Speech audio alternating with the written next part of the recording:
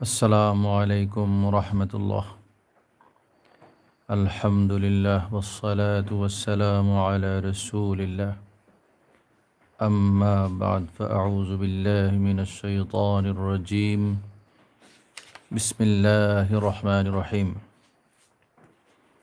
قل لا أسألكم عليه أجرا إلا المودة في القربى ومن يقترف حسنة نزد له فيها حسنا إن الله غفور شكور صدق الله العظيم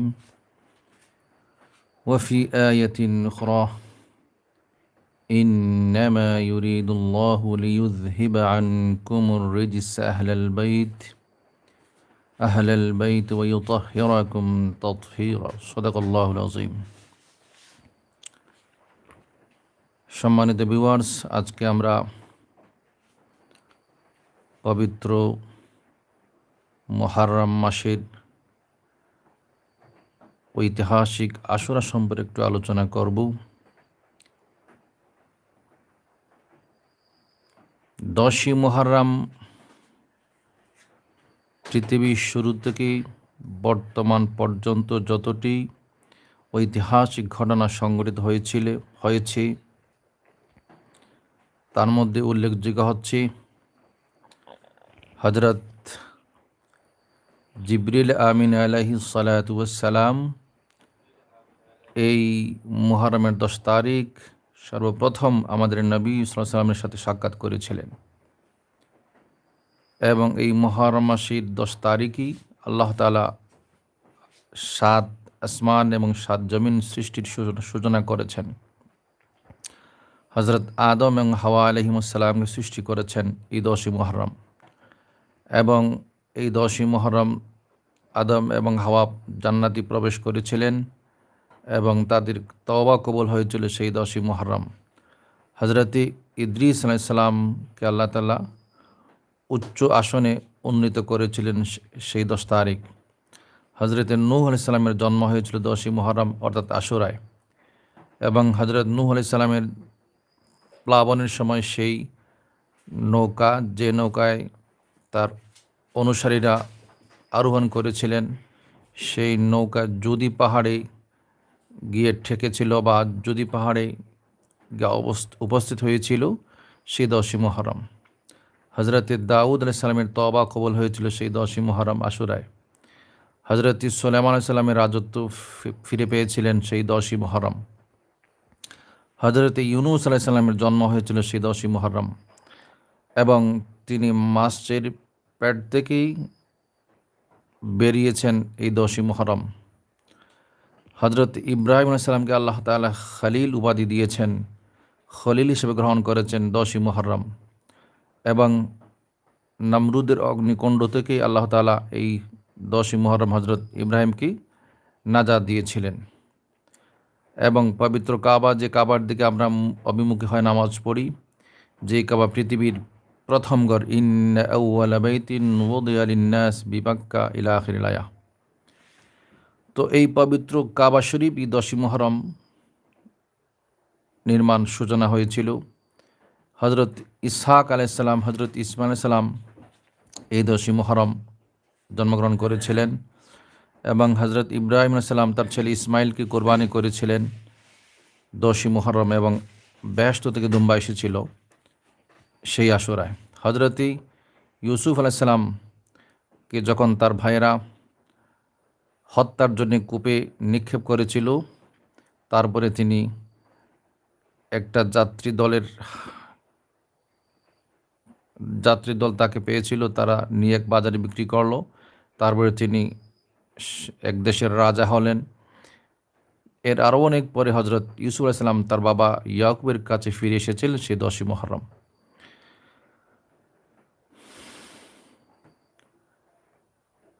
তাছাড়া হযরত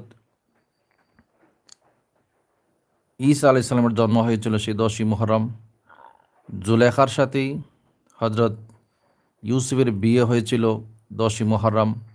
হযরত ঈসা আলাইহিস সালামকে আল্লাহ তাআলা আকাশে উঠিয়ে নিয়েছিলেন 10ই মুহররম। হযরত মূসা আলাইহিস সালামের জন্ম হয়েছিল 10ই মুহররম এবং তিনি আল্লাহর সাথে কথা বলেছিলেন সেই 10ই মুহররম। এজন্য তার একটি উপাধি হচ্ছে কালিমুল্লাহ বা কাল্লামুল্লাহ মুসা তাকলিমা। আল্লাহ তাআলা হযরত মুসার সাথে কথা বলেছিলেন, সেই দিনটি ছিল 10ই মুহররম, আশুরার দিন। হযরত মূসা আলাইহিস সালামকে আল্লাহ তাআলা ফেরাউনের সম্প্রদায় থেকে এবং ফেরাউন থেকে নাজাত দিয়েছিলেন সেই 10ই মুহররম, এবং এ দিবসেই ফেরাউনকে এবং তার বাহিনীকে নীল নদে ডুবিয়ে হত্যা করা হয়েছিল সেই 10ই মুহররম। এই সম্পর্কে পবিত্র হাদিস মিশকাত শরীফের 180 পৃষ্ঠার মধ্যে রয়েছে। আল্লাহ রসুল ইরশাদ করেছেন যে আল্লাহ রসুল যখন হিজরত করে মক্কা থেকে মদিনায় গিয়েছিলেন, তখন তিনি সেখানে গিয়ে দেখলেন মদিনার ইহুদিরা সেই 10ই মুহররম আশুরার সময় রোজা পালন করছে।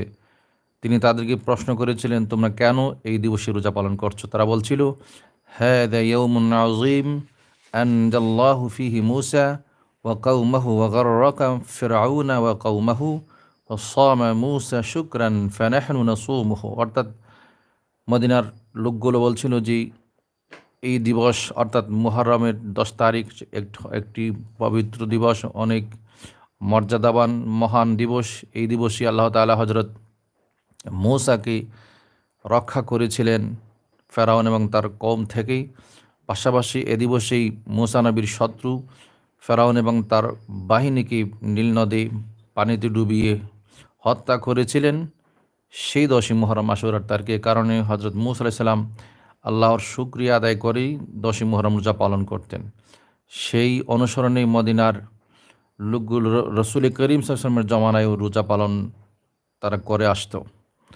সে থেকেই রসুল করিম সাল্লাল্লাহু আলাইহি ওয়াসাল্লাম বলছেন যে নাহনু আহাক্কু বিমূসা, অর্থাৎ তিনি বলছিলেন যে তোমাদের থেকে আমরা হচ্ছি মূসার সাথে আরও বেশি করিব বা নিকটবর্তী। অর্থাৎ আমরা সেই অনুসরণে মূসা আলাইহিস সালাম যেহেতু রোজা পালন করেছেন আশুরার 10 তারিখ, তো আমরাও মূসা আলাইহিস সালামের অনুসরণে রোজা পালন করব আশুরার 10 তারিখ। তো সেখানে আরেকটি বিষয় যোগ করেছেন আল্লাহ রসুল, বলছেন যে ইহুদিরা আশুরা রোজা রাখতো একটা, তোমরা খালিফুল ইয়াহুদ এবং নাসারা, ইহুদি এবং নাসারাদের সাথে তোমাদের যেন এবাদতের সামঞ্জস্যতা না থাকে, সে কারণে তোমরা রোজা পালন করবে দুটা। অর্থাৎ আশুরার রোজা তোমরা একসাথে দুটা পালন করবে, হয় 10 তারিখ 10 তারিখ একটা, আর হয় 10 তারিখের আগে অথবা পরে একটা। অর্থাৎ 9ই মুহররম আর 10ই মুহররম, অথবা 10ই মুহররম অথবা 11ই মুহররম রোজা পালন করবে। ইহুদিরা রোজা পালন করতে একটা, আমাদের নবীর সুন্নাত হচ্ছে তিনি রোজা পালন করেছেন, পাশাপাশি সাহাবায়ে কেরামকে রোজা পালনের নির্দেশ দিয়েছেন যে তোমরা আশুরার রোজা দুইটা পালন করবে। সম্মানিত ভিউয়ার্স, হযরতে মূসা আলাইহিস সালামকে সিন্ধুকের মধ্যে ভর্তি করে সমুদ্রে নিক্ষেপ করা হয়েছিল সেই 10ই মুহররম। হযরতে মূসা আলাইহিস সালাম হযরত শুআয়ব আলাইহিস সালামের মেয়েকে বিয়ে করেছিলেন সেই 10ই মুহররম। এ সম্পর্কে কালিউবি কিতাবের 106 পৃষ্ঠা অনেক আলোচনা রয়েছে যে পৃথিবীর বা সৃষ্টির শুরু থেকেই বর্তমান পর্যন্ত কতগুলো ঐতিহাসিক এবং অতীব জরুরি বা অতি স্মরণীয় ঘটনা ঘটেছিল, সেগুলো অনেক আলোচনা রয়েছে। তো মোটামুটি সবটি হচ্ছে আনন্দের বা খুশির ঘটনা। কিন্তু আল্লাহ রসুল সাল্লামের ইন্তেকালের প্রায় 50 বছর পরে, অর্থাৎ 61 হিজরি সনে যে ঘটনা ঘটেছে, তার পরিবারের সদস্যের সাথে এমন একটি ঘটনা পৃথিবীর আগে এবং পরে এমন হৃদয় বিদারক ঘটনা কিন্তু ঘটেনি। সেই 10ই মুহররম 61 হিজরির 10 তারিখ আশুরার আল্লাহ রসুল করিম সাল্লাল্লাহু আলাইহি ওয়াসাল্লামের প্রিয়তম মেয়ে মা ফাতিমার ছেলে হুসাইন রাদিয়াল্লাহু তাআলা আনহু সহ আহলে বায়তের 23 জন সদস্য, পাশাপাশি আরও অন্যান্য লোকজন সহ টোটাল 50 জন মানুষকে অত্যন্ত নির্মমভাবেই ইয়াজিদের বাহিনী শাহাদত বরণ করতে বাধ্য করেছে, অর্থাৎ তাদেরকে হত্যা করেছে। আবারও বলছি, হজরত হুসাইন রাদিয়াল্লাহু তাআলা আনহু সহ 23 জন আহলে বায়াতের সদস্য এবং অন্যান্য লোক ছিলেন আরও কিছু, টোটাল 50 জনকে ইয়াজিদের বাহিনী নির্মমভাবে নৃশংসভাবে হত্যা করেছে। এদের মধ্যে ছিলেন হজরত আলী আসগর, যার বয়স ছিল 6 মাস, ছিলেন হজরত সাকিনা, যার বয়স ছিল 1.5 বছর, ছিলেন হজরত আলী আকবর, যার বয়স ছিল 18 বছর, ছিলেন হজরত কাসেম, যার বয়স ছিল 22 বছর। এরকম অনেক বয়স্ক। কোরআনের সূরা 23 নম্বর আয়াতে আল্লাহ ইরশাদ করেছেন যে, হে রাসূল, আপনার উম্মতদেরকে বলুন, পৃথিবীর মানুষকে, যে কুল লা আসআলুকুম আলাইহি আজরা ইল্লাল মাওয়াদ্দাতা ফিল কুরবা। আল্লাহ তাআলাকে তার রাসূল আল্লাহ তাআলা তার রাসূল সাল্লাল্লাহু আলাইহি সাল্লামকে বলেন যে, আপনি বলুন যে, আমি মুহাম্মদ, আমি নবী তোমাদের কাছে কিছু চাচ্ছি না, তবে তোমরা যেন অবশ্যই আমার পরিবার পরিজন যারা, আমার আপনজন যারা, আমার নিকটতম জন যারা, তোমরা যেন তাদের প্রতি ভালোবাসা পোষণ করো। কিন্তু সেই 10ই মুহররম 61 হিজরির ঘটনায় আমরা লক্ষ্য করেছি, ইরাকের কারবালার প্রান্তরে আল্লাহ রাসূল সাল্লামের প্রিয়তম নাতি হজরত হুসাইন সহ হুসাইনের সাথে পরিবারের টোটাল 50 জন লোককে নির্মমভাবে হত্যা করা হলো। যে হুসাইন সম্পর্কে আল্লাহ রসুল বলেছেন, আল হাসান ওয়াল হুসাইন সাইয়্যিদা শাবাবি হালিল জান্নাহ, আল্লাহ রসুল বলেছেন, হাসান এবং হুসাইন হচ্ছে পৃথিবীর বেহেশতের সর্দারদের হচ্ছে বেহেশতের যুবকদের সর্দার। অর্থাৎ যত লোক বেহেশতে যাবেন তাদের মধ্যে যারা যুবক, সমস্ত যুবকের মধ্যেই সর্দার হবেন হাসান এবং হুসাইন। হাদিসটি মিশকাত শরীফের 570 পৃষ্ঠার মধ্যে রয়েছে, পাশাপাশি তিরমিজি শরীফের 2য় খণ্ড 217 পৃষ্ঠার মধ্যে রয়েছে। এবং এই হাদিসটা মোটামুটি প্রতি শুক্রবারে ইমাম সাহেব, খতিব সাহেব জুমার আলোচনায় অর্থাৎ আরবি খুতবার মধ্যে পাঠ করে থাকেন। আল্লাহ রাসূলুল্লাহ সাল্লামের পরিবার পরিজন সম্পর্কে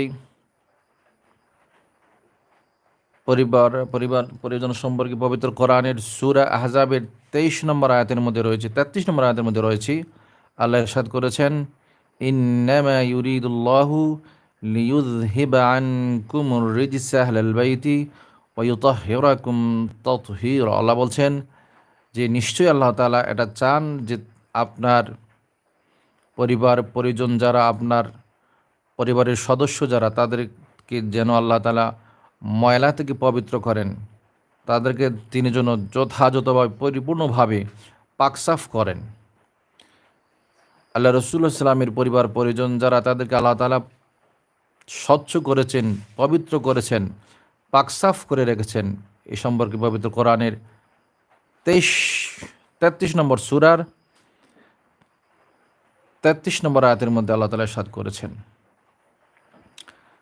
আল্লাহ রাসূলুল্লাহ সাল্লাল্লাহু আলাইহি ওয়াসাল্লামের পরিবার পরিজন এত মর্যাদাবান একজন ইমানদারের কাছে, সে সম্পর্কে যদি আমরা মিশকাত শরীফের একটা হাদিস লক্ষ্য করি তাহলে আমরা জানতে পারবো। হাদিসটি মিশকাত শরীফের 569 পৃষ্ঠার মধ্যে রয়েছে, পাশাপাশি তিরমিজি শরীফের 219 পৃষ্ঠার মধ্যে রয়েছে। আল্লাহ রাসূল ইরশাদ করেছেন, ইয়া আইয়ুহান নাস ইন্নী তারাকতু ফীকুম মা ইন আখাযতুম বিহি লান তাদিল্লু কিতাবুল্লাহি ওয়া ইতরাতি আহলু বাইতি।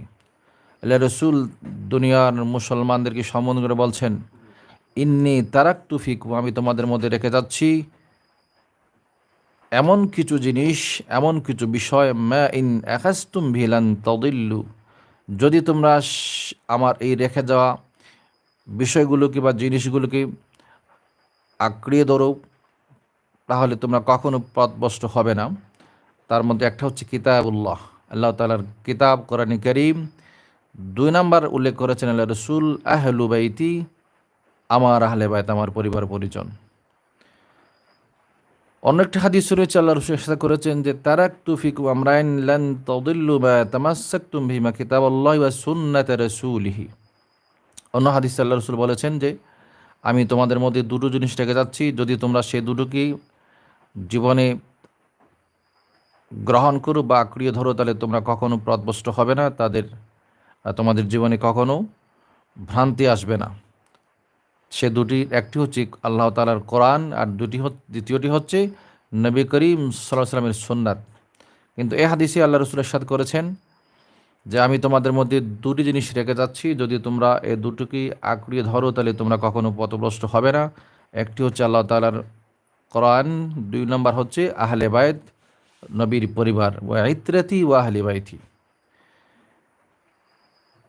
মেশকাত শরীফের 568 পৃষ্ঠার মধ্যে আরেকটি হাদিস রয়েছে। আল্লাহ রসুল বলেছেন, আনা তারিকুন ফিকুম আস-সাকালাইন আউয়ালুহুমা কিতাবুল্লাহ। তারপরে আল্লাহ রসুল এই হাদিসের শেষ অংশে বলছেন, ওয়া আহলু বাইতি উযাক্কিরুকুমুল্লাহ ফি আহলি বাইতি। আল্লাহ রসুল বলছেন, আমি তোমাদের কাছে দুটি দায়িত্ব রেখে যাচ্ছি বা দুটি গুরুত্বপূর্ণ জিনিস রেখে যাচ্ছি। তার একটি হচ্ছে আল্লাহ তাআলার কিতাব, আর দ্বিতীয়টি হচ্ছে আমার পরিবার পরিজন। আমি তোমাদেরকে স্মরণ করিয়ে দিচ্ছি আমার পরিবার পরিজন সম্পর্কে, অর্থাৎ তোমরা যেন কখনো আমার পরিবার পরিজনের সাথেই দুর্ব্যবহার না করো, কখনো যেন অন্যায় না করো, কখনো যেন তাদেরকে কষ্ট না দেও। আল্লাহ রসুলের চাচা সম্পর্কে একটি হাদিস আমরা যদি পড়ি তাহলে বুঝতে পারবো যে আল্লাহ রসুল সাল্লাম তার উম্মতকে কতটুকু সতর্ক করে গিয়েছেন। হাদিসটি মেশকাত শরীফের 570 পৃষ্ঠার মধ্যে রয়েছে। আল্লাহ রসুল বলেছেন, ওয়াল্লাযী নাফসি বিয়াদিহি লা ইয়াদখুলু কালবা রাজুলিনিল ঈমান হাত্তা ইউহিব্বাকুম লিল্লাহি ওয়া লিরাসূলিহি।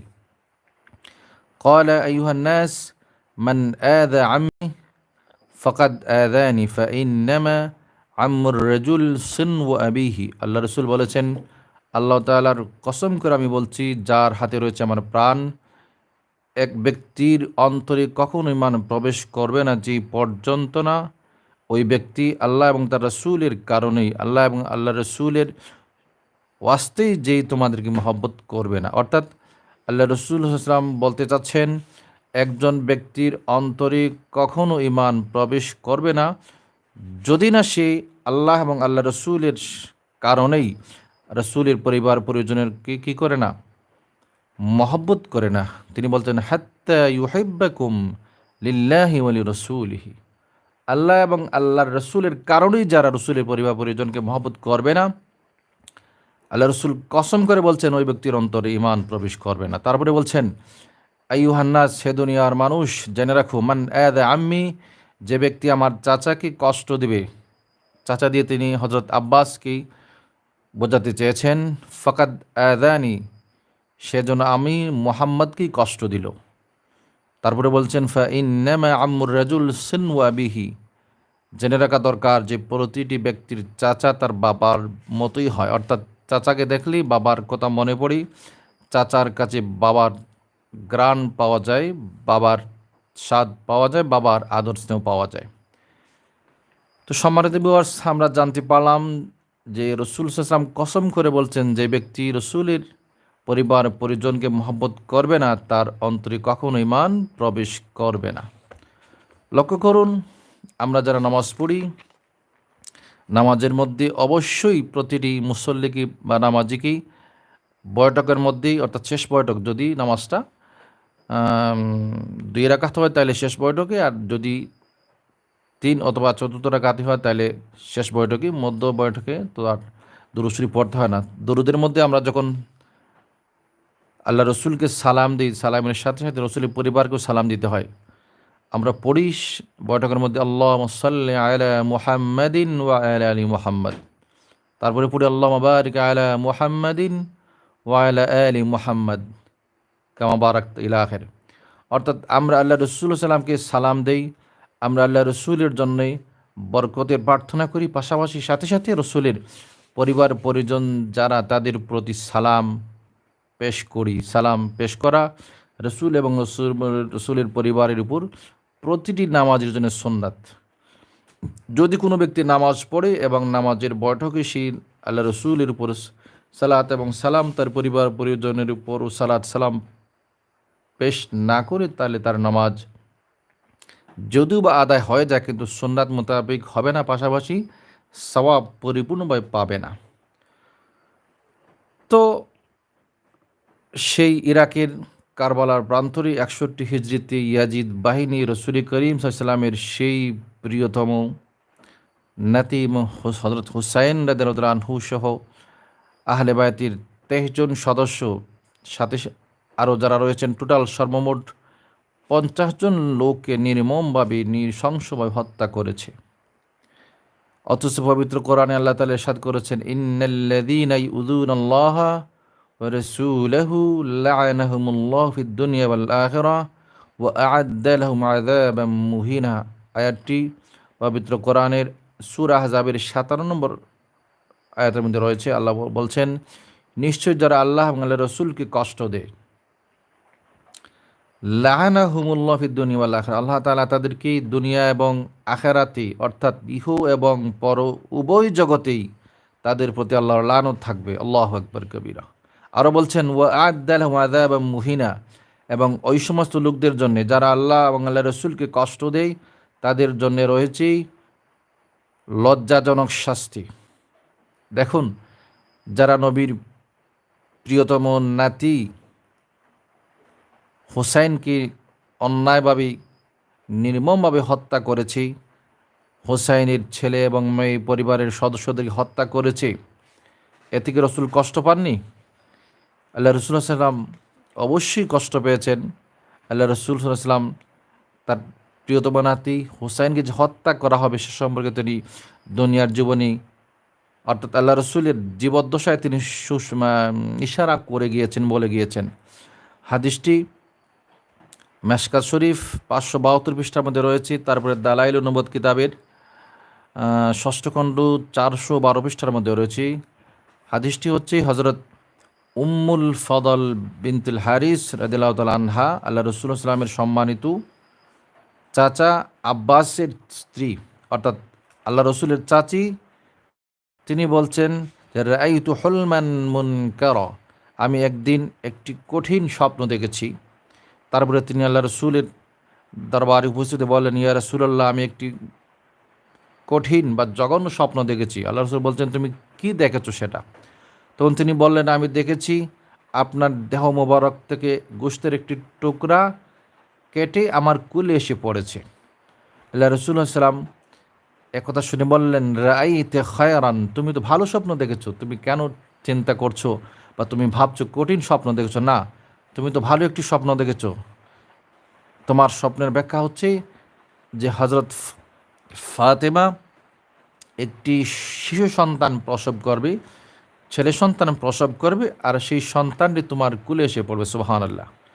আল্লাহ রসুল আগে থেকেই বলে দিয়েছেন, অর্থাৎ যখন হুসাইন দুনিয়াতে এখনও আগমন করেনি, তার জন্ম হয়নি, তার আগেই আল্লাহ রসুল বলে দিয়েছেন যে মা ফাতেমার ঘরে বা কুলে একটি ছেলে জন্মগ্রহণ করবে, আর এই ছেলে তোমার কুলে এসে পড়বে আর তুমি তাকে কুলে নেবে। তো কয়েকদিন পরে হজরত ফাতেমার ঘরে ইমাম হুসাইনের জন্ম হলো। ইমাম হুসাইন রাদিয়াল্লাহু আনহুকে তিনি কুলে নিয়ে এবার রসুলের দরবারে আসলেন। আল্লাহ রসুল হাস্যোজ্জ্বল মুখে ওই শিশু হজরত হুসাইনকে কুলে নিলেন। তারপরে একটু পরে দেখা গেল যে হজরত হুসাইনকে কুলে নেওয়ার পরে আল্লাহ রসুল্লাহ সাল্লামের চোখ দ্বয় থেকেই অশ্রু বের হচ্ছে, অর্থাৎ চোখের পানি বের হচ্ছে। হজরত উম্মুল ফজল তিনি অবাক হয়ে গেলেন, কি বিষয়? আমি তার কুলে তার নাতি এনে দিলাম, তিনি অনেক খুশিতে কুলে নিলেন, তারপরে কেন এখন তিনি কান্না করছেন বা তার চোখ দিয়ে কেন এখন পানি বের হচ্ছে? আল্লাহ রসুল সাল্লামকে প্রশ্ন করলেন, ইয়া রাসূলুল্লাহ, কী ব্যাপার? মা ইউবকিকা, আপনার কেন কান্না এসে বা কিসে আপনাকে কাঁদাচ্ছে? তখন আল্লাহ রাসূলুল্লাহ সাল্লাম জবাবে বলছেন যে আমি এই মুহূর্তে আমাকে জিবরিল আমিন বলে গিয়েছেন যে এই ছোট্ট ছেলে হজরত হোসাইনকে একসময় আমার উম্মতেরা হত্যা করবে। তারপরে হজরত উম্মুল ফজল অবাক হয়ে বললেন, এই ছেলেকে? অর্থাৎ তিনি যেন বিশ্বাস করতে পারছিলেন না। কিন্তু আল্লাহ রসুলের মুখ থেকে যে শব্দটি বের হয়েছে বা যেই সংবাদটি বের হয়েছে তা তো কখনো মিথ্যা হতেই পারে না। তিনি বলছেন, এই ছেলেকে? আল্লাহ রসুল বললেন, হ্যাঁ, এই ছেলেকে আমার উম্মতরা হত্যা করবে। তারপরে এ সম্পর্কে একটি হাদিস আপনারা যদি দালাইলুন নবুওয়াত কিতাবের ইমাম বাহাকি রহমতুল্লাহ যারা লিখেছেন তা সেই কিতাবের 412 পৃষ্ঠার মধ্যে রয়েছে ষষ্ঠ খণ্ড, যে হজরত উম্মে সালামা যিনি হচ্ছেন আল্লাহ রসুলের প্রিয়তম সহধর্মিনী উম্মুল মুমিনিন উম্মে সালমা রাদিয়াল্লাহু আনহা বলছেন যে আন্না রাসূলুল্লাহ সাল্লাল্লাহু আলাইহি ওয়াসাল্লাম ইত্তাজা যাতা ইয়াউমিন লিন-নাওম ফাস্তাইকাযা ওয়া হুয়া হাইর। অর্থাৎ আল্লাহ রসুল একবার নিদ্রাতে যাবার জন্য তিনি বিছানায় গেলেন, তিনি শুইলেন, তারপরে একটু পরেই তিনি হয়রান হয়ে জেগে উঠলেন। এরকম কয়েকবার হলো। তারপরে হাদিসে এসেছে যে ওয়াস্তাইকাযা ওয়া ফি ইয়াদিহি তুরবাতু হামরা ইউকাল্লিবুহা ফাকুলতু মা হাযিহি তুরবা ইয়া রাসূলুল্লাহ ক্বালা আখবারানি জিবরিল আলাইহিস সালাম ইন আন্না হাযা ইউকতালু বিআরদিল ইরাক লিল হুসাইন কুলতু ইয়া জিবরিল আরিনি তুরবাতাল আরদিল্লাতি ইউকতালু ফিহা ফাহাদি তুরবাতুহা। অর্থাৎ উম্মে সালমা বলছেন আল্লাহ রসুল সাল্লাম আমাকে জানিয়েছেন, আমি স্বপ্নে দেখেছি আল্লাহ রসুলকে, তিনি আমাকে বলছেন যে জিবরিল আমাকে সেই সংবাদ দিয়েছেন যে এই ছেলেকে, অর্থাৎ ইমাম হুসাইনের দিকে তিনি ইশারা করে বললেন যে এই ছেলেকে ইউকতালু বিআরদিল ইরাক, ইরাকের একটি জায়গায় তাকে হত্যা করা হবে। ফাকুলতু ইয়া জিবরিল, আল্লাহ রসুল বলছেন আমি হযরত জিবরিলকে প্রশ্ন করলাম বা জিজ্ঞেস করলাম, আরিনি তুরবাতাল আরদিল্লাতি ইউকতালু বিহা, অর্থাৎ হে জিবরিল আপনি আমাকে ওই জায়গাটা, ওই মাটিটা দেখিয়ে দিন যেই জায়গায় আমার প্রিয়তম নাতি হুসাইনকে হত্যা করা হবে। তো ফাহাদি তুরবাতুহা, তখন হযরত রাসূল করিম সাল্লাল্লাহু আলাইহি ওয়াসাল্লাম বললেন এই সেই মাটি যেই মাটিতে আমার প্রিয়তম নাতি হুসাইনকে হত্যা করা হয়েছে। আল্লাহ রাসূল সাল্লাল্লাহু আলাইহি ওয়াসাল্লাম সেই মাটি এবং রক্তমাখা মাটি দেখে হজরত উম্মে সালামাকে জানিয়েছেন। অন্য একটা হাদিসের মধ্যে রয়েছে, হাদিসটি দালাইলুন নবুওয়াত কিতাবের ষষ্ঠ খণ্ডের মধ্যে রয়েছে যে আল্লাহ রসুল সাল্লাল্লাহু তাআলা আলাইহি ওয়াসাল্লাম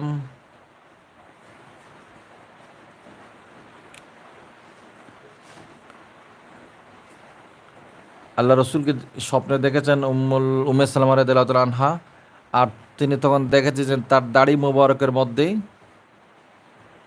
সেই রক্তমাখা মাটির প্রলেপ, অর্থাৎ দেখা গিয়েছে যে তার কাপড়ের মধ্যে এবং দাড়ি মোবারকের মধ্যে সে মাটির আলামত বা রক্তমাখা মাটি লেগে আছে। তখন তিনি প্রশ্ন করেছিলেন সেটা কোন মাটি বা সেটা সেই রক্ত কোনটা। তখন আল্লাহ রাসূল সাল্লাল্লাহু আলাইহি ওয়াসাল্লাম বলেছেন যে এটা ইমাম হুসাইনের রক্ত, যে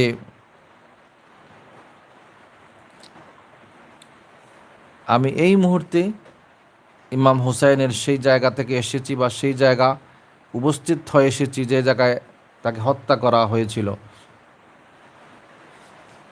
সম্মানিত ভিউয়ার্স, আল্লাহ রাসূল সাল্লাল্লাহু আলাইহি ওয়াসাল্লাম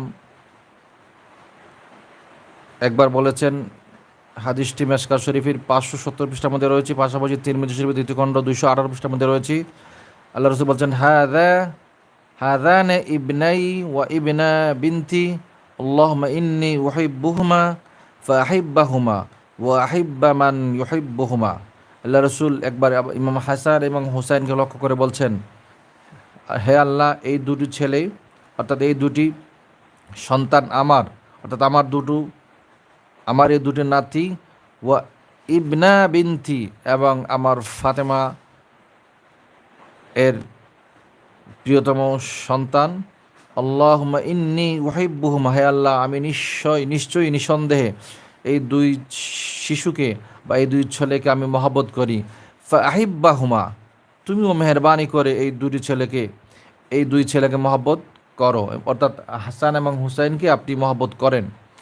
আরও বলছেন ওয়া আহিব্বা মান ইউহিব্বুহুমা, আল্লাহ রসুল বলছেন হাসান এবং হুসাইনকে যারা মহব্বত করে হে আল্লাহ তুমি তাদেরকে মহব্বত করো। লক্ষ্য করুন আল্লাহ রসুল তার জীবদ্দশায় কী চেয়ে গেছেন আল্লাহর কাছে তিনি বলছেন, হে আল্লাহ আমি তো অবশ্যই আমার এই দুই নাতিকে আমি মহব্বত করি, সুতরাং আপনিও তাদেরকে মহব্বত করুন। শুধু তাই নয়, যারা হাসান এবং হুসাইনকে মহব্বত করে আপনি তাদেরকেও মহব্বত করুন। কিন্তু যারা কারবালার প্রান্তরে নির্মমভাবে ইমাম হুসাইনকে হত্যা করলো, তার ছেলে, তার মেয়ে, তার সাথীর, তার পরিবারের সদস্যদের হত্যা করলো, তারা কি ইমাম হাসান এবং হুসাইনকে মহব্বত করত? অবশ্যই না, অবশ্যই না। সুতরাং আমি আগে যে হাদিসটি পড়েছি, আল্লাহ রসুল বলছেন যে কোনো ব্যক্তির অন্তরে কখনো ইমান প্রবেশ করবে না যে পর্যন্ত না সে আমার পরিবার পরিজনের প্রতি মহব্বত না রাখবে। অবশ্যই অবশ্যই আমার কারণে এবং আল্লাহ তাআলার কারণে, অর্থাৎ আল্লাহকে সন্তুষ্ট করবার জন্যে এবং আমি রসুলকে সন্তুষ্ট করবার জন্য একজন মুমিনের অবশ্যই ওয়াজিব, অবশ্যই একজন মুমিন আমার পরিবার পরিজনকে মহব্বত করতে হবে। অর্থাৎ যে ব্যক্তি আমি নবীর কালেমা পড়লো অথচ আমার পরিবার পরিজনের প্রতি তার ভালোবাসার সম্পর্ক নেই, সে অবশ্যই মুমিন হবে না, মুমিন হবে না। নামাজ থাকতে পারে, রোজা থাকতে পারে, কিন্তু তার ভেতরে ইমান নেই। কারণ আপনারা জানেন রঈসুল মুনাফিকিন আবদুল্লাহ ইবনে উবাই, যে লোকটি মুনাফিকদের সর্দার ছিল উহুদের যুদ্ধে, সে মদিনার থেকে উহুদের প্রান্তরে রওনা হয়েছিল রসুল করিম সাল্লাম ও তার সাহাবিদের সাথে। কিন্তু অর্ধেক রাস্তা যাওয়ার পরে 300 মুনাফিককে সাথে নিয়ে সে মদিনায় আবার ফিরে আসলো। সেই মুনাফিকদের সম্পর্কে আল্লাহ তাআলা পবিত্র কোরআনের সূরা তাওবার 68 নম্বর আয়াতে বলছেন, ওয়াদাল্লাহুল মুনাফিকিনা ওয়াল মুনাফিকাতি ওয়াল কুফারা নারা জাহান্নাম খালিদিনা ফিহা।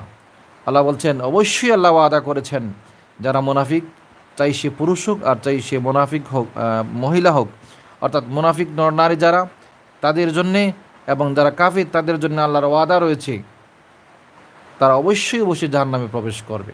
সুতরাং যারা মুনাফিক তারা নামাজ পড়তো, তাদের মুখে দাড়ি ছিল, মাথায় টুপি পাঞ্জাবি ছিল, মাথায় টুপি পাগড়ি ছিল, গায়ে পাঞ্জাবি ছিল, সাল্লা খালফা রাসূলিল্লাহ, তারা আল্লাহ রসুল সাল্লাম পেছনে নামাজও পড়েছে, কিন্তু তাদের অন্তরে ঈমান ছিল না, রসুলের প্রতি ভালোবাসা ছিল না, রসুলের পরিবার পরিজনের প্রতি তাদের ভালোবাসা ছিল না। এ কারণে পবিত্র কোরআনে আল্লাহ তাআলা বলছেন এই সমস্ত মুনাফিক, যদিও তাদের নামাজ আছে, যদিও তাদের রোজা আছে, যদিও তাদের হজ কুরবানি রয়েছে, কিন্তু এটা হচ্ছে বাহ্যিক আমল, কিন্তু অন্তরের মধ্যে অবশ্যই অবশ্যই রসুলের প্রতি মহব্বত ছিল না, রসুলের পরিবার পরিজনের প্রতি মহব্বত ছিল না। না থাকার কারণে তারা কাফির যেমন জাহান্নামে যাবে, চির জাহান্নামী, মুনাফিকরাও চির জাহান্নামী। আল্লাহ তাআলা অন্য আয়াতে বলছেন, ইন্নাল মুনাফিকিনা ফিদ দারকিল আসফালি মিনান নার। মুনাফিক যারা, তারা দুজকের সর্বনিম্ন যে স্তর বা জায়গা রয়েছে সেই জায়গাতেই প্রবেশ করবে। অর্থাৎ আমরা এটা বলতে পারি, আবু জেহেল টাট্টা কাফের, ওই কাফের যে জায়গায় অবস্থান করবে জাহান্নামে, তার চেয়েও নিম্নের স্তর যেটা, সেই স্তরে ওই মুনাফিকরা প্রবেশ করবে। অর্থাৎ যারা রসুল এবং রসুলের পরিবার পরিজনের প্রতি ভালোবাসা রাখে না, যদিও তাদের মুখে থাকে কালেমা, কালেমা পড়লে শুধু মুসলমান হওয়া যায় না, মুমিন হওয়া যায় না, নামাজ পড়লে রোজা রাখলেই মুমিন হওয়া যায় না। মুমিন হওয়াতে হলে অবশ্যই রসুলের প্রতি ভালোবাসা থাকতে হবে, রসুলের পরিবার পরিজনের প্রতি ভালোবাসা থাকতে হবে। আল্লাহ রসুল একটা হাদিসে বলছেন, লা ইউমিনু আহাদুকুম হাত্তা আকুনা হাব্বা ইলাইহি মিন ওয়ালিদিহি ওয়া ওয়ালাদি ওয়ান নাসি আজমাইন, ইলা আখিরিল হাদিস। আও কামা ক্বালা আলাইহিস সালাতু ওয়াস সালাম। রাসূল বলছেন একজন ব্যক্তি কখনো মুমিন হতে পারে না যতক্ষণ না আমি তার কাছে তার ছেলে, তার মেয়ে, তার বাবা, তার ভাই, তার বন্ধু, তার প্রিয়জন থেকে আমি মুহাম্মদ সবচেয়ে প্রিয় না হই। সুতরাং এখানে দেখা যাচ্ছে মহব্বতটাই হচ্ছে ঈমান। শুধু মুখ দিয়ে কালেমা উচ্চারণ করলে আর ইসলামের অনুশাসন মেনে চললেই মুমিন হওয়া যায় না। কোরআন এবং হাদিসের অসংখ্য প্রমাণ রয়েছে, দলিল রয়েছে। ঈমান যদিও বা বলা আছে যে তাসদিকুন নবী সাল্লাল্লাহু আলাইহি ওয়াসাল্লাম ওয়া বিমা জা বিহি, অর্থাৎ আল্লাহ রসুল সাল্লামকে বিশ্বাস করা এবং তিনি যা নিয়ে এসেছেন তার প্রতি বিশ্বাস স্থাপন করা, এটা হচ্ছে ঈমান। কিন্তু তার ভিতরে অবশ্যই রয়েছে মোহাব্বত। যদি কোনো ব্যক্তির হৃদয় বা অন্তরে নবীর প্রতি মোহাব্বত থাকে না, নবীর পরিবার পরিজনের প্রতি মোহাব্বত থাকে না, তাহলে তাকে ঈমানদার বলা যাবে না। কারণ পবিত্র কোরআনে আল্লাহ তাআলা বলছেন সূরা 23 নম্বর আয়াতে আল্লাহ বলছেন যে কুল লা আসআলুকুম আলাইহি আজরান ইল্লাল মাওয়াদাতা ফিল কুরবা ইলা আখিরিল আয়া।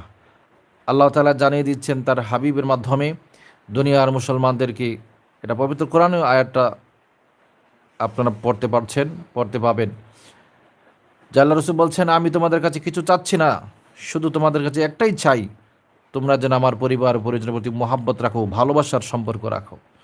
সুতরাং যারা কারবালার প্রান্তর ইমাম হুসাইনকে হত্যা করেছে তারা কিন্তু মুসলমান ছিল, তারা কাফির ছিল না, তারা ছিল না আবু জাহেলের সম্প্রদায়ের লোক, তারা ছিল এমন যারা নামাজ পড়তো, মুখে কালেমা উচ্চারণ করত, যাদের মাথায় টুপি টুপি ছিল, পাগড়ি ছিল, এবং গায়ে পাঞ্জাবিও ছিল, সুন্নাতি লেবাস ছিল। যেই ইয়াজিদ তার বাহিনী দিয়ে ইমাম হুসাইনকে হত্যা করেছে, সেই ইয়াজিদ কিন্তু দামেস্কের মসজিদে খতিব ছিল, সে শুক্রবার সেখানে নামাজ পড়াতো। কিন্তু সে নামাজ পড়ালে কি হবে, কিন্তু তার ভিতরে ঈমান ছিল না। এ কারণে ওলামায়ে কেরামের অধিকাংশ লোকই বলেছেন যে ইয়াজিদ তার কার্যক্রমের বা কাজকর্মের দ্বারা সে ঈমান থেকে বেরিয়ে গেছে, অর্থাৎ সে কাফির হয়ে গিয়েছে। অবশ্যই ইমাম আবু হানিফা রাহমাতুল্লাহ আলাইহি বলছেন, না, তাকে কাফির বলা থেকে আমি বিরত থাকবো, অর্থাৎ আমি কাফির বলছি না, কিন্তু তার কাজকর্মে প্রমাণ করছে সে যে কাফির হয়ে গিয়েছে। তার সম্পর্কে আল্লাহ রাসূলুল্লাহ সাল্লাল্লাহু আলাইহি ওয়াসাল্লাম বলেছেন, আউয়ালু মান ইউবাদদিলু সুন্নতি রাজুলুন মিন বানি উমাইয়া ইউকালু লাহু ইয়াজিদ আন-নাহিয়া আন তানি মুআবিয়া কিতাবের মধ্যে রয়েছে। পাশাপাশি দালাইলুন নবুওয়াত কিতাবের ৬ষ্ঠ খণ্ড ১১৪ পৃষ্ঠার মধ্যে হাদিসটা আপনারা পাবেন। আল্লাহ রাসূল সাল্লাল্লাহু আলাইহি ওয়াসাল্লাম এরশাদ করেছেন যে আমার সুন্নাতকে বা আমার রীতি, আমার পদ্ধতি, আমার জীবনধারাকে পরিবর্তন করে দিয়েছে বা পরিবর্তন করে দিবে এমন একজন লোক উমাইয়া সম্প্রদায়ের, তার নাম হচ্ছে ইয়াজিদ। অর্থাৎ আল্লাহ রাসূলুল্লাহ সাল্লাল্লাহু আলাইহি ওয়াসাল্লাম তার নাম উচ্চারণ করে বলে গিয়েছেন, তার নাম উচ্চারণ করে সতর্ক করে গিয়েছেন যে রসুলের সুন্নাতকে, রসুলের পদ্ধতিকে যে ব্যক্তি পরিবর্তন করে দিবে সেই ব্যক্তি হচ্ছে ইয়াজিদ। তো সেই ইয়াজিদের বাহিনী হযরত ইমাম হুসাইনকে নির্মমভাবে তার সপরিবারে তাদেরকে হত্যা করেছে। আল্লাহ তাআলা তাদের বিচার করুক, কিন্তু কোনো অবস্থাতেই আমরা ইয়াজিদের প্রতি কোনোভাবেই ভালোবাসার সম্পর্ক বা কোনোভাবেই সমর্থন পোষণ করতে পারি না। যদিও বা আমি শুনেছি, হয়তো আপনারাও শুনেছেন, আমাদের দেশের একজন বক্তা তার আলোচনায় উল্লেখ করেছেন যে কারবালার প্রান্তরে ইমাম হোসেনকে হত্যার পেছনে ইয়াজিদ কোনোভাবে জড়িত ছিল না। এটা কত বড় মিথ্যাচার, পাশাপাশি কত বড় অসত্য কথা, এবং কত বড় মানে কত স্পষ্টভাবে তিনি ইয়াজিদের পাসদারি করছেন। ইয়াজিদ সরাসরি কারবালার প্রান্তরের সেই ঘটনায় জড়িয়ে দিচ্ছিল না, এটা কীভাবে বলা যায়? কারণ অনেক হাদিস রয়েছে, অনেক ঘটনা রয়েছে, অনেক বিবরণ রয়েছে যে ইয়াজিদ ইমাম হুসাইনকে হত্যার ব্যাপারে সন্তুষ্টি প্রকাশ করেছে, সে তৃপ্তি অনুভব করেছে। সে আল্লাহ রাসূলুল্লাহ সাল্লামের সেই প্রিয়তম নাতির মস্তক যখন সীমার এবং তার বাহিনী কেটে নিয়ে বর্ষার মধ্যে উঁচু করে বাগদাদের গলিতে, দুঃখিত, বাগদাদ নয়, দামেস্কের অলিগলিতে প্রদক্ষিণ করছিল, তারপরে যখন এদের সামনে রাখা হয়, তখন সে তার হাতের লাঠি দিয়ে ইমাম হুসাইন রাদিয়াল্লাহু তাআলা আনহুর অর্থাৎ টুট মুবারকে আঘাত করেছে। লক্ষ্য করুন, যে টুটের মধ্যে আল্লাহ রসুল চুমু দিয়েছেন, আল্লাহ রসুল কতবার তার মুখে কপালে চুমু দিয়েছেন। আল্লাহ রসুল আসলাম যখন নামাজ পড়তেন, তখন ইমাম হাসান এবং হুসাইন যখন ছোটো ছিলেন, তখন তারা আল্লাহ রসুল সেজদারত অবস্থায় তার পিঠে তারা আরোহণ করতেন। যেমনি করে আমাদের দেশের ছেলেপেলেরা খেলা করতে গিয়ে অনেক সময় কারো উপর উটের মতো আরোহণ করে। তো আল্লাহ রসুল যখন নামাজ পড়তেন এবং যখন সেজদায় যেতেন, তখন ইমাম হাসান এবং হুসাইন তার পিঠ মুবারকের উপর তারা আরোহণ করতেন, তারা যেন উপভোগ করতেন তারা যেটা ঘোড়ার উপর আরোহণ করেছেন। আল্লাহ রসুল তাদের জন্যে সেজদার সময় বেশি ব্যয় করতেন, অর্থাৎ তিনি মনে করতেন আমি আমার মালিকের সেজদা দিচ্ছি, আমি সুবহান রাব্বিল আলা বলতেই থাকি, আর এদিকে আমার প্রিয়তম নাতিদ্বয় যেন তারাও তৃপ্তি অনুভব করে যে তারা ঘোড়ার উপর আরোহণ করেছে, অর্থাৎ আমি নানার উপর তারা আরোহণ করেছে। তো সম্মানিত ভিউয়ার্স, আল্লাহ রাসূলুল্লাহ সাল্লাল্লাহু আলাইহি ওয়াসাল্লাম তার নাতি হাসান এবং হুসাইনকে কত মহব্বত করতেন, এবং কতবার যে তাদের কপালে এবং ঠোঁট মোবারকে চুমো দিয়েছেন, সেই ঠোঁটের উপর ইয়াজিদ হাতের লাঠি দিয়ে খোঁচা দিয়ে বলেছে, এক জায়গায় বলেছে যে বদর প্রান্তরে কুরাইশরা উমাইয়ার যে লোকগুলোকে হত্যা করেছিল, আজকে তার প্রতিশোধ নেওয়া হলো। লক্ষ্য করুন, বদর প্রান্তরে মুসলিমদের হাতে 70 জন কুরাইশ নেতা মৃত্যুবরণ করেছে এবং 70 জন কাফিরকে মুসলিম সৈন্যরা বন্দি করে মদিনায় নিয়ে এসেছেন। সেই বদর যুদ্ধের ব্যাপারে ইয়াজিদের মন্তব্য হচ্ছে, অর্থাৎ সে বোঝা যাচ্ছে সন্তুষ্ট নয় মুসলমানদের এই বিজয়ের উপর, এবং মুসলিমরা যে 70 জন কাফিরকে হত্যা করেছে এতে সে বড় মনক্ষুণ্ণ হয়েছে, কষ্ট পেয়েছে। সে বলছে যে আমি এতদিন পরে তার প্রতিশোধ পেয়ে বা প্রতিশোধ থেকে তৃপ্তি অনুভব করলাম, তার বক্তব্য বোঝা যাচ্ছে। অর্থাৎ সে বলছে যে আজকে সেই বদর প্রান্তরের বিনিময়ে প্রতিশোধ নেওয়া হলো, কারণ কুরাইশদের 70 জন লিডারকে আল্লাহ রসুল্লাহ সাল্লাম এবং তার বাহিনী হত্যা করেছেন। তো লক্ষ্য করুন, কোনো কথায় কোনো কাজেই প্রমাণ করে না যে আল্লাহ রসুল সাল্লামের প্রতি বা হুসাইনের প্রতি ইয়াজিদ এবং ইয়াজিদের বাহিনী কোনো ধরনের প্রীতি ছিল, সম্পর্ক ছিল বা মহব্বতের টান ছিল। আর কোনো ব্যক্তির যদি মহাব্বত হুসাইনের প্রতি থাকে না, রসুলের পরিবার পরিজনের প্রতি থাকে না, রসুলের প্রতি থাকে না, তাহলে যদিও বা তার মুখে কালেমা থাকে, নামাজ থাকে, রোজা থাকে, তার বাহ্যিক সুরাত যদি মুসলমানদের পরিপূর্ণভাবেই সাদৃশ্যশীল হয়, তারপরও সেই ইমানদার হবে না। কারণ অবশ্যই রসুলের প্রতি বিশ্বাস থাকবে, মহাব্বত থাকবে, রসুলের পরিবার পরিজনের প্রতি বিশ্বাস থাকবে, মহাব্বত থাকবে, তখন সে পরিপূর্ণ মুমিন বলে আল্লাহর কাছে গ্রহণযোগ্য হবে। সম্মানিত ভিউয়ার্স, আপনারা লক্ষ্য করেছেন পবিত্র কোরআন এবং হাদিসের আলোকে আহলে বায়েত অর্থাৎ নবীর পরিবারের কি মর্যাদা আল্লাহর কাছে রয়েছে, আল্লাহ রসুলের কাছে তার পরিবারের পরিজনের কি গুরুত্ব রয়েছে। তিনি সতর্ক করে গিয়েছেন তার উম্মতকে, তারা যেন তার পরিবার পরিজনের প্রতি মহব্বত রাখে, ভালোবাসার সম্পর্ক রাখে, যেন তার পরিবার পরিজনের কখনো কষ্ট না দেয়। কিন্তু আল্লাহ রসুল ইসলামের কলিমা পড়ে মুসলমান হওয়া বা মুসলিম দাবিদার এমন লোকগুলো সেই মহরমের 10 তারিখ কারবালার প্রান্তরে নির্মমভাবে আল্লাহ রসুল সাল্লামের প্রিয়তম নাতি ইমাম হুসাইন এবং তার পরিবারের সদস্যদেরকে নির্মমভাবে হত্যা করেছে। আল্লাহ তাদের অর্থাৎ যারা হত্যা করেছে তাদের বিচার তো অবশ্যই করবেন এবং হয়েওছে বটে। ইয়াজিদ 63 হিজরিতে বড় নির্মমভাবে মারা গিয়েছে। ইবনে জিয়াদ মারা গিয়েছে 67 হিজরিতে, যে ছিল ইয়াজিদের সেনাপতি।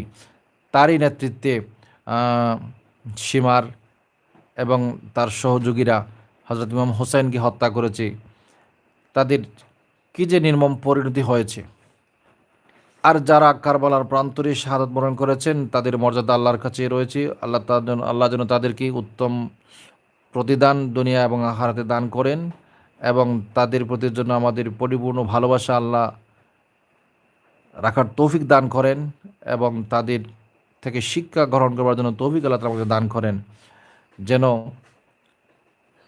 যিনি ইসলামের স্বার্থে, যিনি হযরত হুসাইন রাদিয়াল্লাহু তাআলা আনহু যদি চাইতেন তাহলে নিজেকে এবং নিজের পরিবার পরিজনকে নিহত হওয়া থেকে রক্ষা করতে পারতেন।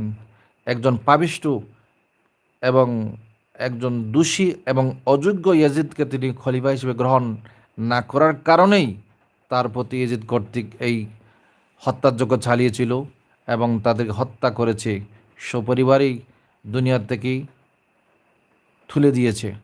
আল্লাহ তাআলা তাদেরকে উত্তম প্রতিদান অবশ্যই দেবেন, তাতে কোনো সন্দেহ অবকাশ থাকে না। আমরা যারা ইমাম হুসাইনকে ভালোবাসি, আমরা দাবি করতে পারি আমরা হুসাইনি মুসলমান।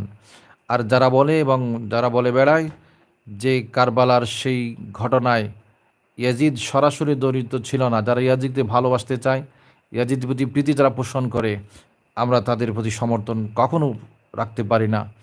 আমরা এজিদি মুসলমান নয়, আমরা হচ্ছি হুসাইনি মুসলমান। আমরা যেন আল্লাহ তাআলা যেন আমাদের অন্তরে হুসাইনের প্রতি মহাব্বত, আহলে বায়তের প্রতি মহাব্বত রাখার তৌফিক দান করেন।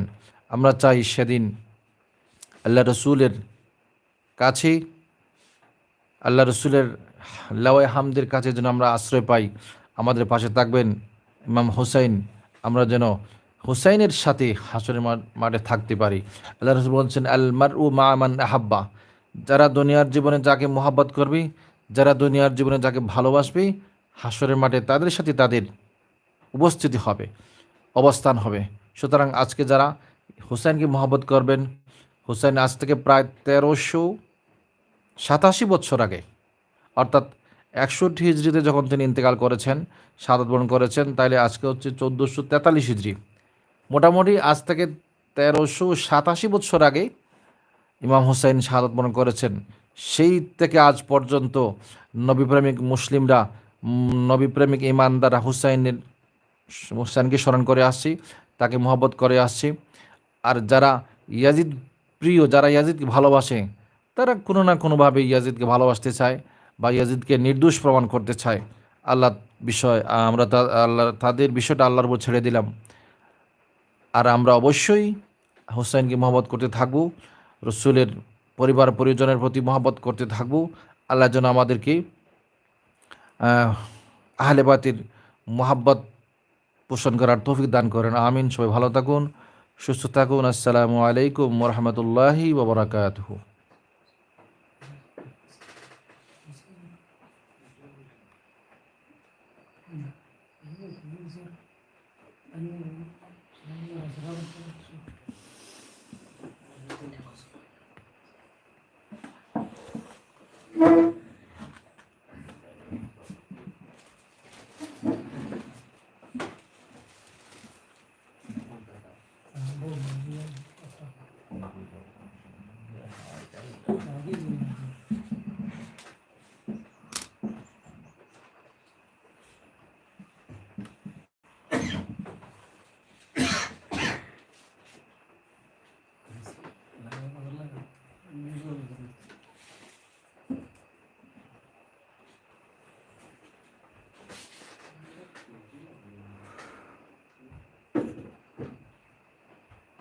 আসসালামু আলাইকুম।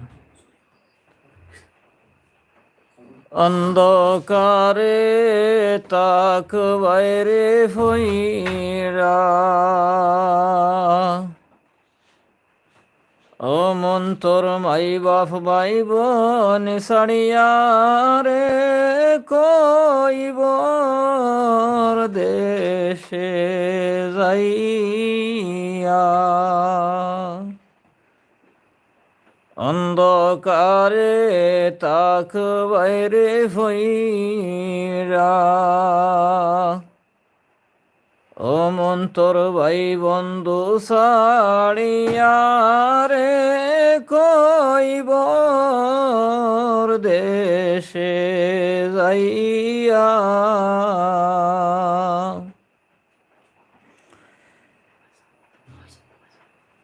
আসবে রে মরণের সিটি, তোর সোনার জীবন হইবে বাটি রে।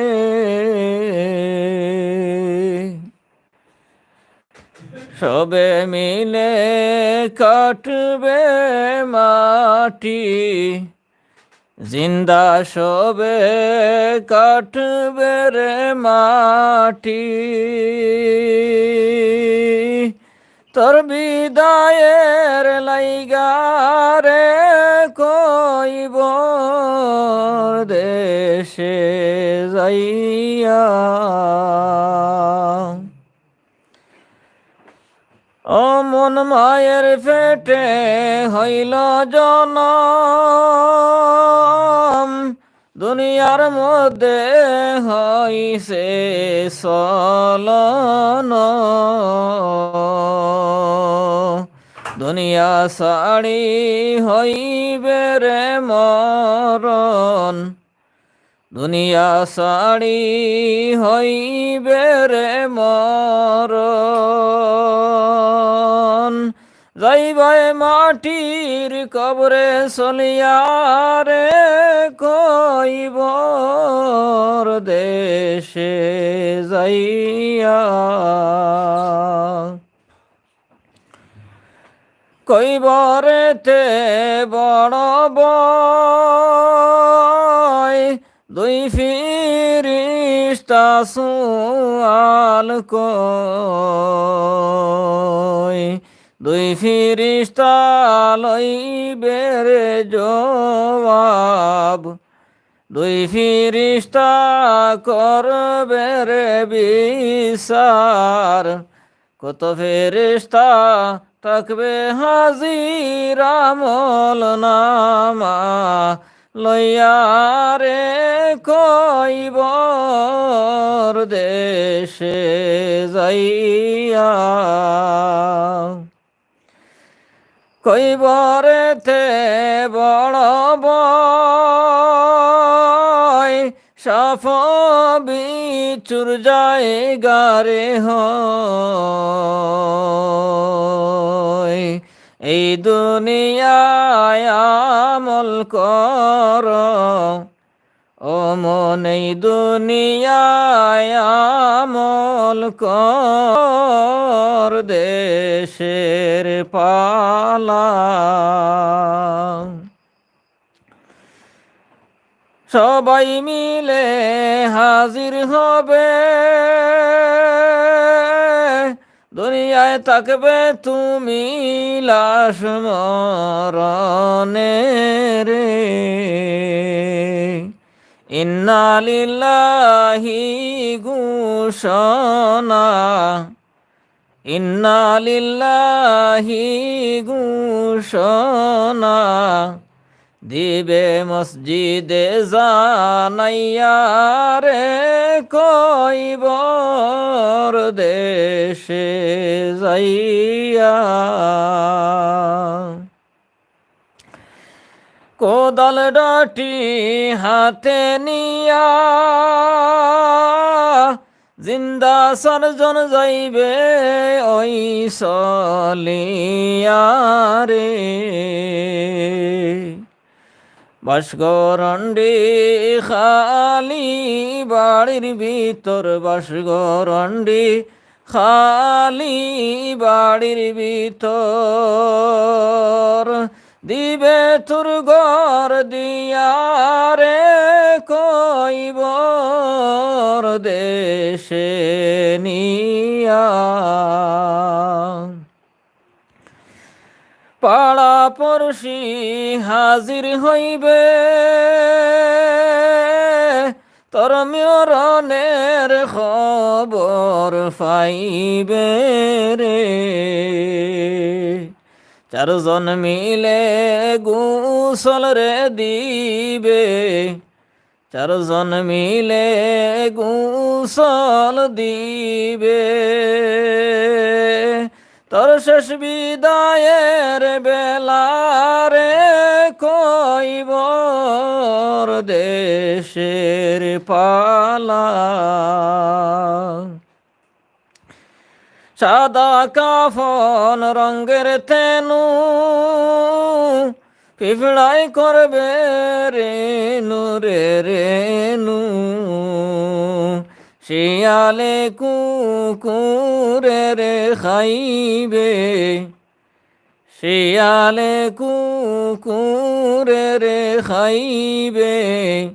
ও মন্থর বুকে ফারা দিয়া রে কইবর দেশে যাইয়া। মাই বাপ ভাই বোন আত্মস্বজন, রে মাই বাপ ভাই বোন আত্মস্বজন। ইষ্টি কুটুম মিলবেন সকল, সব মিলিয়া সাদারে কাফন, সব মিলিয়া সাদারে কাফন দিবে তোর গায়ে দিয়া রে কইবর দেশে যাইয়া আতর গোলাপ সিটাইয়া আগর সন্দন জ্বালাইয়া রে ফলকিতে সরাইয়া রে নিবে ফলকিতে সরাইয়া নিবে চারজন চার কাঁধে তুলিয়া রে কইবর দেশে যাইয়া দুনিয়ার বিবাহ দুনিয়ার শাদি বাদশা সাজিয়া যাওয়া গে সলি রে পরকালে মরণের শাদি পরকালে মরণের শাদি চারজন কাঁধে লইয়া রে কইবর দেশে যাইয়া রেখে দিবে মাটির কবরে বাঁশের খাটি দিয়া উপরে মাটি সারি দিয়া সবে মাটি সারি দিয়া সবে আসবে তোমায় কারাই কারে কইবর দেশে যাইয়া পুরুষ মহিলা তাক পড়বা একদিন মৌতের ডাক রে আলিম হাফিজ কারি তাক মৌলানা মুফতিও তাক সাধারণ মানুষ হইলে যাইবাই কবরে চলিয়া রে কইবর দেশে যাইয়া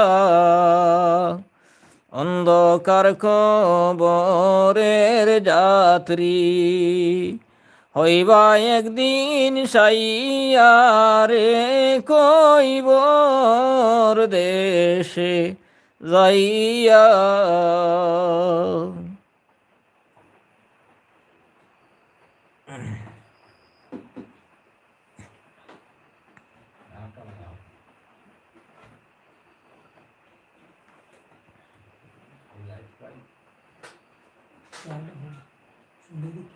মানুষ যার কারণে আইলাই দুনিয়ায় মানুষ ফাটাইলাই আল্লাহ আমরার মাই বাপ দুঃখিনী আসে রে দুনিয়ায় মানুষ যার কারণে আইলাই দুনিয়ায় মানুষ ফাটাইলাই আল্লাহ আমরার মাই বাপ দুঃখিনী আসেন রে দুনিয়ায় মাই বাপ যার দুনিয়ায় আসেন রে জিন্দায় জান্নাত চোখন খুঁজে দেখো মার চরণ তলায় মায়ের দুটি পায়ের নিচে মায়ের দুটি পায়ের নিচে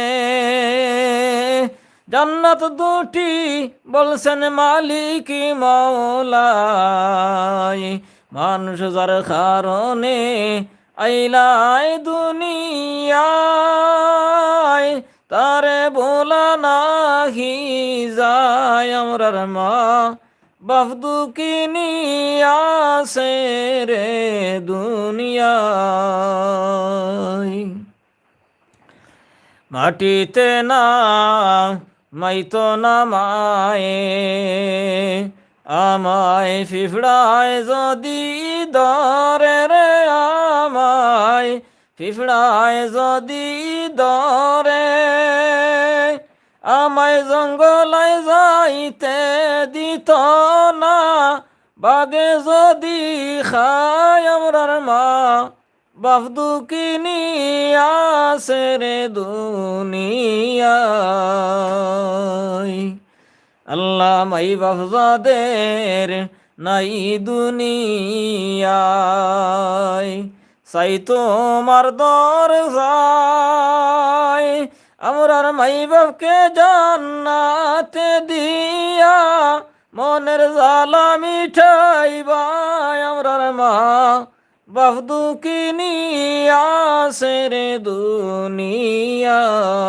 দুনিয়ায় মানুষ যার কারণে আইলাই দুনিয়ায় তারে বলিয়াছে রে দুনিয়ায় আল্লাহ পরিশেষে সাই গো মালিক তোমার দরজায় আমরা রে মৌতের কালে দয়াল নবীর চেহারা দেখাইবাই শয়তানের দুকা হইতে বাসাইয়া শয়তানের দুকা হইতে বাসাইয়া মারিয়া নিয়া নবীর কলিমায় আমরার মা বাফদু কিনি আসে রে দুনিয়ায় মানুষ যার কারণে আইলাই দুনিয়ায়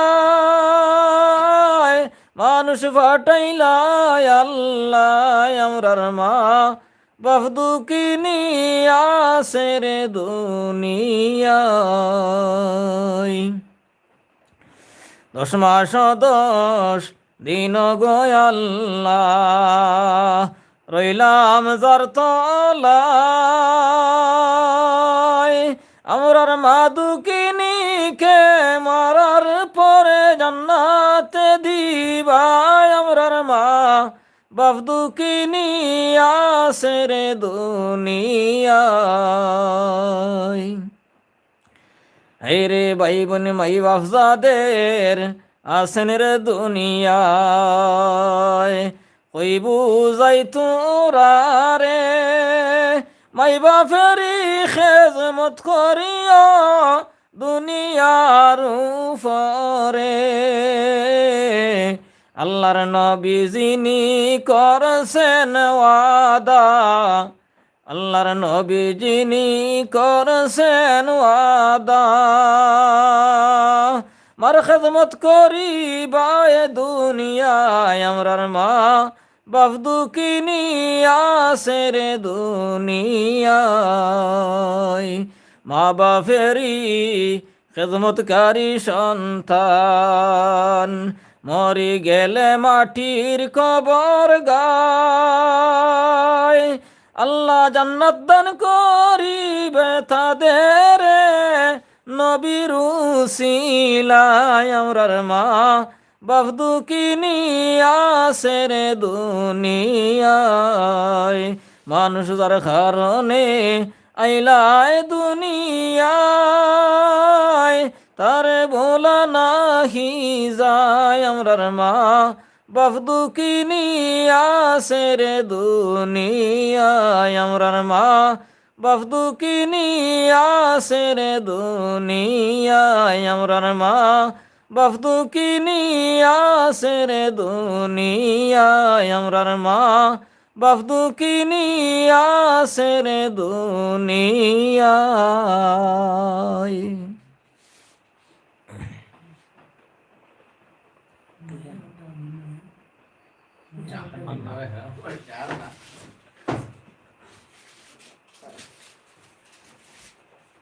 Mereka itu untuk tak sembelih.